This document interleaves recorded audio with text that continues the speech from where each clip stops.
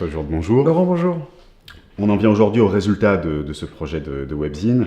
À ton avis, quelles sont les compétences numériques qui sont acquises par les élèves dans ce projet ? Alors là, vraiment, elles sont nombreuses parce que il y a des compétences clairement de gestion de projet. C'est-à-dire comment on s'organise en ligne, comment on organise un processus de travail en ligne, délégation des tâches, suivi des tâches, documentation, archivage des articles publiés, création de dossiers en amont, ouverture des droits parce qu'il y a la collaboration. Donc là, on est vraiment dans des compétences très larges de collaboration en ligne et de gestion de projet. Il y a aussi clairement des compétences de mise en page, enfin de choix comment dirais-je, le principe de communication en ligne quand on publie du texte et des images. On leur a parfois demandé de faire des infographies, donc ça peut être ça aussi, c'est une vraie compétence, de savoir passer une information visuelle. On la connaît dans la littératie informationnelle et visuelle aussi. Et puis, ils doivent parfois l'expliquer aux autres, c'est important, savoir l'expliquer aux autres. Et clairement, là, on a bien vu sur le projet la montée en compétences. Mais ce qui était intéressant, c'est qu'elle a été assez facile parce qu'ils ont éprouvé le besoin, vraiment, de s'approprier des outils. Dans un environnement qui est assez sécurisé, parce qu'il y a du CTRL Z, on peut revenir en arrière, et rien n'est rarement vraiment détruit. Voilà. Donc, on a vraiment vu la montée en compétences, mais motivée par l'engagement des élèves dans le projet, oui. Est-ce qu'il y a d'autres compétences qui sont acquises ? Alors clairement, toutes les compétences liées à la publication essentiellement, et à l'écriture, la communication en ligne, à la capacité à faire passer un message et à savoir calibrer son message. On travaille. Alors, ce projet se fait. Le comité éditorial est composé d'élèves essentiellement d'une quinzaine d'années, classe de seconde en France.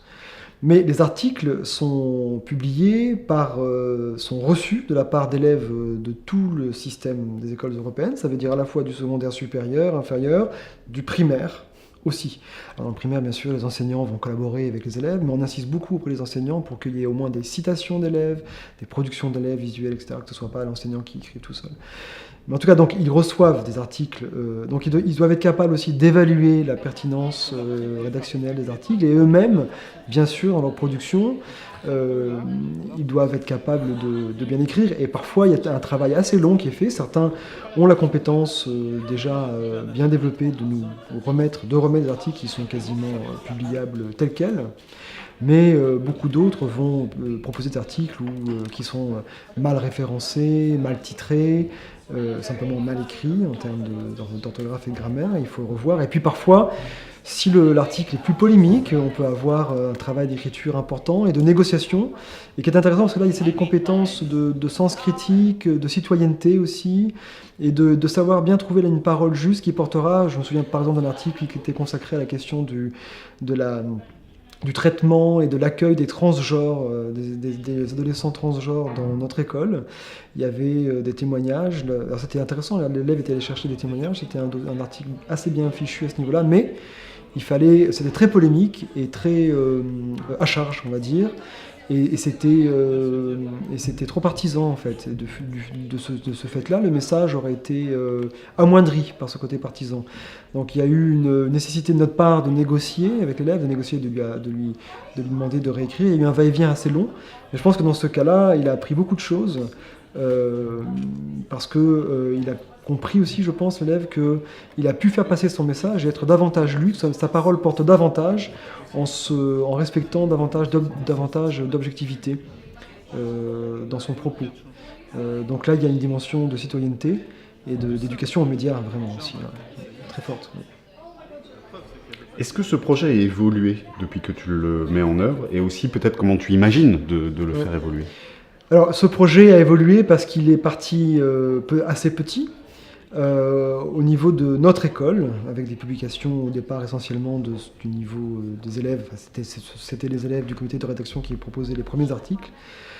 Mais assez régulièrement, ça s'est étendu, ça s'est étoffé. On a reçu des articles envoyés par des enseignants de différentes sections linguistiques de mon école. Donc c'est-à-dire qu'on a reçu des articles en bulgare, en italien, en hongrois, en slovène, etc.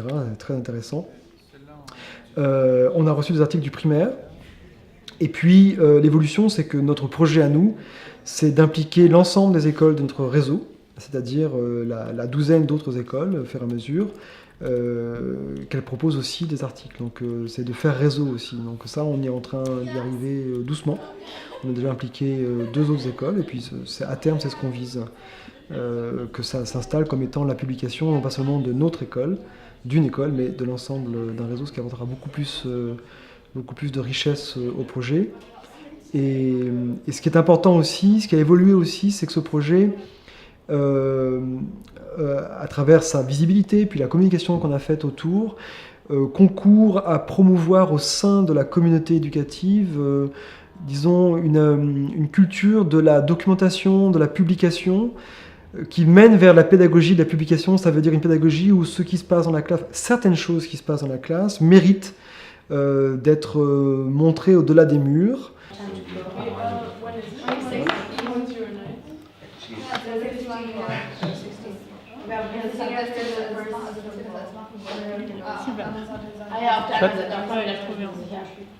Nouvel article publié par Petra.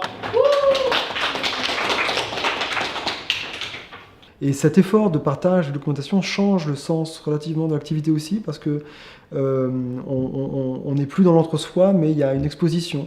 Et donc il y a une exigence aussi de qualité qui est associée.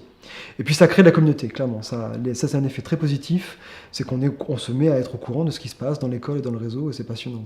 Alors justement, est-ce que tu dirais que ce projet, au-delà même du webzine, il a un impact auprès de tes collègues, dans ton établissement ou dans le réseau? Oui, c'est ça. Je pense qu'il contribue à promouvoir l'approche par projet, justement, en rendant visibles les projets. Parce que, encore une fois, bien souvent, c'est souvent nous, enseignants, à la cantine, par le hasard de la machine à café, qu'on se rend compte que telle ou telle classe a mené tel ou tel projet passionnant, ou alors que tel projet est en cours de route ou va se répéter, et on pourrait très bien s'agréger à ça, s'y impliquer. Et donc je pense qu'il produit une culture, il augmente la surface de contact en fait. Donc ça c'est vraiment un bénéfice de cohésion d'identité de l'école, ça donne une identité au groupe, bien sûr, nous faisons cela.